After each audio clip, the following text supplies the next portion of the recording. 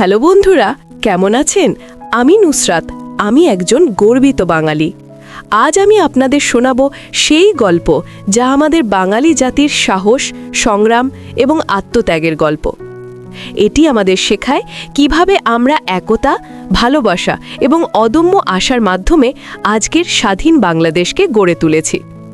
সবকিছু শুরু হয় বহু বছর আগে, 1947 সালে, ভারত বিভাজনের পর।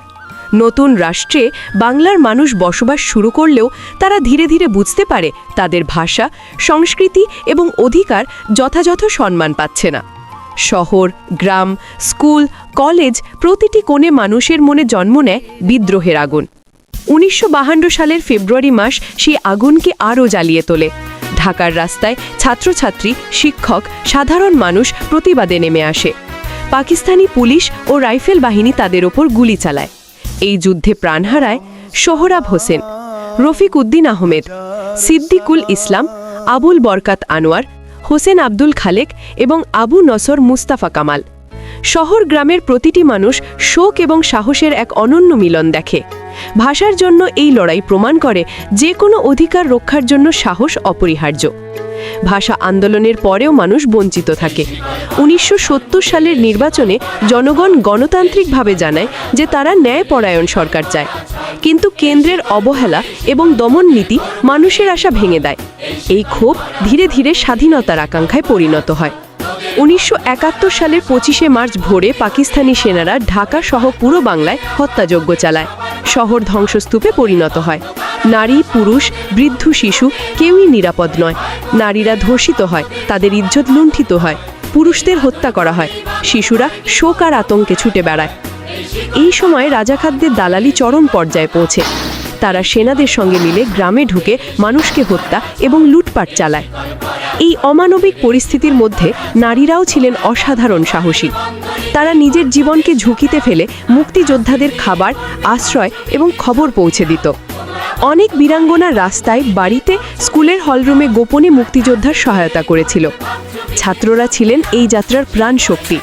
তারা গোপনে অস্ত্র সরবরাহ করত, সংবাদ আদান প্রদান করত এবং শহরে এবং গ্রামে লড়াই চালানোর কাজে নেতৃত্ব দিয়েছিল। তাদের সাহসিকতা অনেকেই জীবন দিয়ে প্রমাণ করেছে। শিক্ষার্থী ও সাধারণ মানুষ একত্রিত হয়ে মুক্তিযুদ্ধকে শক্তিশালী করেছে। মুক্তিযুদ্ধ চলাকালীন মানুষ শহর এবং গ্রামে লুকিয়ে প্রশিক্ষণ নেয়। তারা পাকিস্তানি সেনাদের সঙ্গে সরাসরি লড়াই করে। নারীরাও যান লড়ে শিক্ষা এবং সহায়তার মাধ্যমে। শত্রুদের নির্মমতা, লুটপাট এবং হত্যা সবকিছু সত্ত্বেও মানুষের একতা ভাঙতে পারেনি। 1971 সালের ডিসেম্বরের প্রথম সপ্তাহে বিজয় আসে। পাকিস্তানি সেনারা আত্মসমর্পণ করে। লাল সবুজ পতাকা উড়তে শুরু করে। শহর এবং গ্রাম আনন্দে ভরে ওঠে। হাজার হাজার মানুষের আত্মত্যাগ, বীরাঙ্গনার সাহস, ছাত্রছাত্রীদের নেতৃত্ব সব মিলে স্বাধীন বাংলাদেশের জন্ম হয়। আজ আমরা যে স্বাধীন বাংলাদেশে বাস করি তা শুধুমাত্র একদিনের অর্জন নয়। এটি ভাষা আন্দোলনের বীর সন্তানদের, মুক্তিযোদ্ধাদের আত্মত্যাগ এবং দেশের জন্য একতার ফল। বন্ধুরা, আমাদের স্বাধীনতা সহজে অর্জিত হয়নি। হাজার হাজার বীরের রক্ত, নারীর সাহস, ছাত্রছাত্রীদের ত্যাগ এবং সাধারণ মানুষের একতা এই স্বাধীনতার গল্পকে সত্যি করেছে। তাই আজ যখন আমরা স্বাধীন বাংলাদেশে বাস করি, তখন মনে রাখুন এই স্বাধীনতা আমাদের একসাথে রক্ষা করতে হবে।